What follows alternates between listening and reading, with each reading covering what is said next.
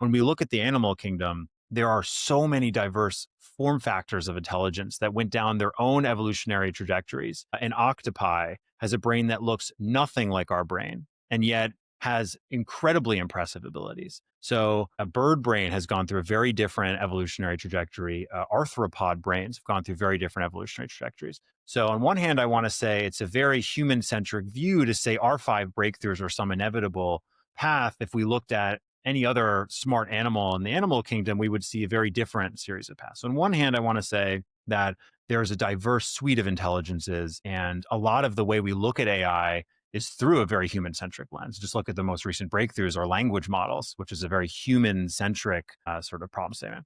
On the other hand, I want to say yes, because although the physical instantiations of many different brains seem to be in some ways different, there seems to be remarkably similar algorithms that are implemented. For example, the sort of temporal difference learning and predictive coding system that we see in vertebrates, we also see in many arthropods. There's lots of good evidence that that is not from a shared ancestor. These seem to have been independently evolved and stumbled upon, that once you have signals for good and bad, eventually the best way to learn through trial and error on good and bad is to have a predictive coding or a temporal difference like system. This algorithm, although the exact nuances might be slightly different, is almost inevitable once you have classification of good and bad. Similarly, taxis navigation seems to have reemerged even at different levels of scale. The same algorithm that worm-like ancestors did is also implemented by single-celled organisms. The physical instantiation is entirely different. It's protein cascades in a cell, very different than neurons in a worm brain, but the algorithm is almost the same. Also with